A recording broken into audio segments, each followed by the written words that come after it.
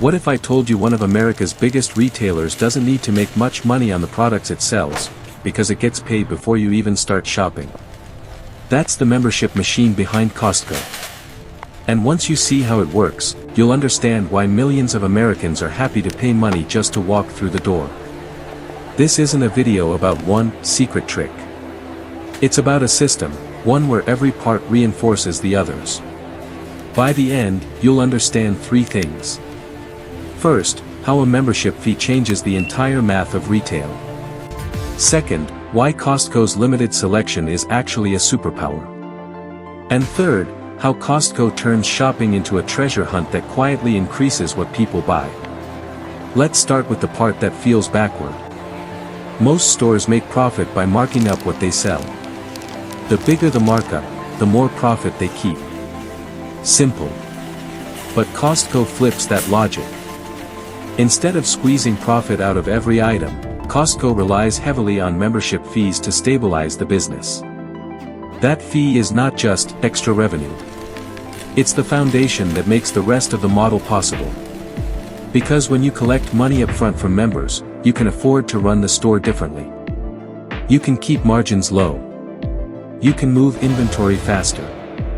You can negotiate harder with suppliers. And you can make the shopping experience feel like a game. Think of it like a restaurant where customers pay a yearly pass just to enter.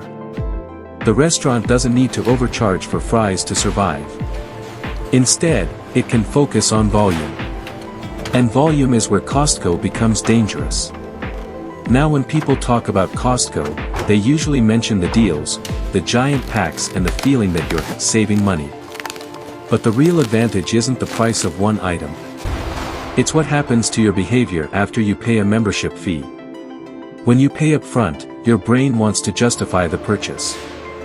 You want to use the membership. You want to feel like you're getting your money's worth. So you shop more often. You buy more per trip. And you start comparing other stores to Costco, usually in Costco's favor. That membership fee creates loyalty without Costco having to beg for it. And there's another effect that matters even more for the business. Predictability. A normal store is constantly guessing how many customers will show up next month. Costco has a built-in base of paid members who already committed.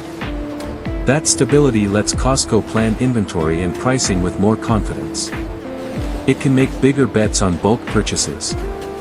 It can commit to long-term supplier deals. It can run a tighter operation because demand is less random. And then there's the club effect. Membership turns a store into a status. Not luxury status, more like practical status. The feeling that you're part of something smart. The feeling that you know where the real deals are. That identity matters, because it turns customers into advocates. People don't just shop at Costco. They recommend Costco. They bring friends. They talk about the deals like it's a hobby. So membership fees set the foundation. But the next advantage is something most people miss the first time they walk in. Costco feels huge, but the selection is surprisingly narrow. Walk into a typical supermarket and you might see an entire aisle for cereal, dozens of brands, flavors, sizes. Costco doesn't do that. Costco picks a smaller set of products and commits hard. That sounds limiting, until you realize what it does. First, fewer products means simpler operations. Fewer items to track. Fewer labels. Fewer complicated promotions. Less waste. Less confusion. Second, it accelerates turnover. If you're selling fewer options, each option sells in higher volume. And when products move faster, you reduce storage costs and you free up space. You're not paying to store slow-moving inventory. You're moving pallets. But the biggest advantage is negotiating power. If you're a supplier, getting your product into Costco is a massive opportunity. Because Costco doesn't just sell a little of everything. It sells a lot of a few things. That means one shelf spot at Costco can represent an enormous amount of sales. So when Costco negotiates, it has leverage. It can demand better pricing, better packaging, better delivery terms, sometimes even special versions of products. And here's the key. Costco can also say no.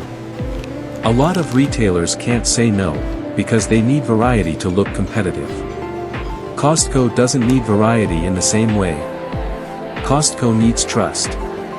If Costco carries fewer items, customers assume those items were chosen for a reason. That trust is a huge part of the model. It's the reason the limited selection doesn't feel like a problem. It feels like curation. Now, curation alone doesn't create excitement. So Costco adds a second layer. Discovery. This is the part of Costco that feels like a game. You go in for paper towels. You come out with a winter jacket, a snack you've never heard of, and a kitchen gadget you didn't know you needed. That's the treasure hunt effect. Here's why it works. Costco rotates deals. It introduces limited run items. It brings in seasonal products and special batches. And it makes some items feel temporary. So when you see something interesting, you think, if I don't buy it now, it might not be here next time. That one thought changes your decision making. You stop optimizing and start collecting. You stop asking, do I need this? And start asking, will I regret not getting this? Costco amplifies this with merchandising. Big displays. Tall pallets. Items stacked like they're moving fast, because they are. When products look like they're flying off the shelves, it signals scarcity, even if no one says it out loud. And Costco's layout helps too. A lot of the time, Costco doesn't guide you through a neat, predictable path. It encourages wandering. And wandering increases the chance you'll discover something you didn't plan to buy. Now, the treasure hunt effect does something important. It increases basket size. If you only bought what you planned, Costco would still work. But the treasure hunt makes the model even stronger, because it turns a basic shopping trip into a high-value trip. The cart gets bigger. The receipt gets longer.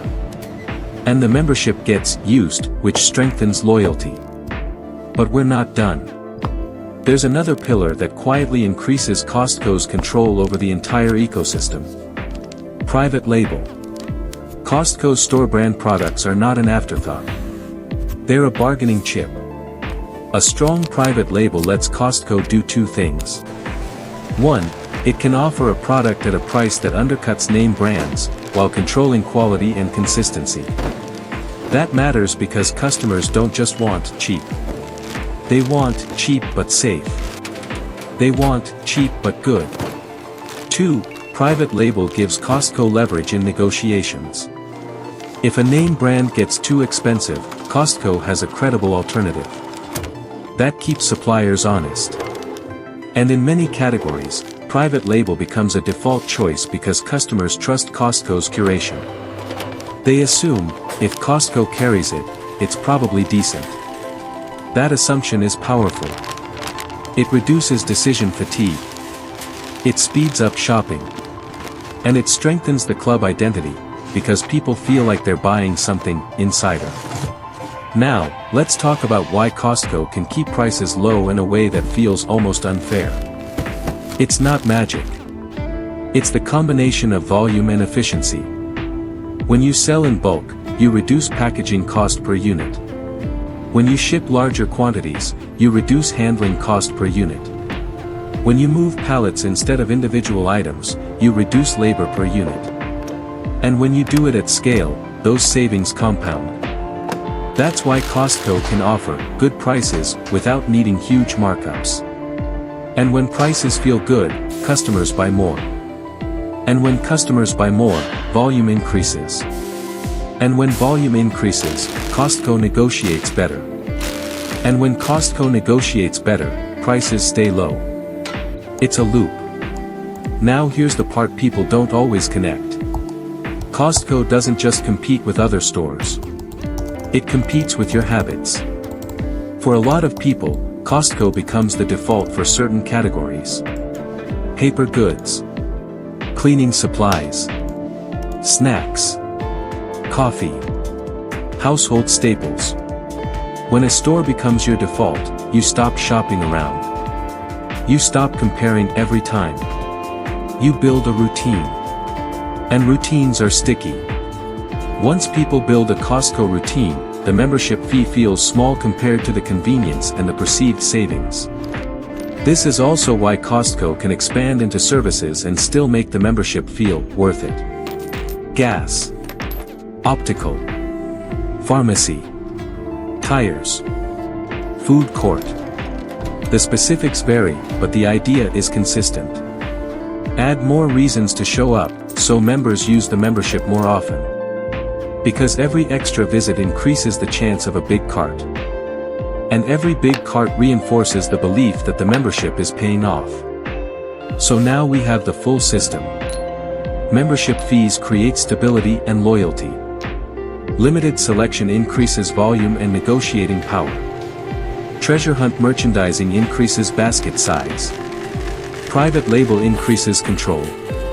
Efficiency and scale keep the prices low. And extra services keep members coming back. And together, they create a business that's hard to attack.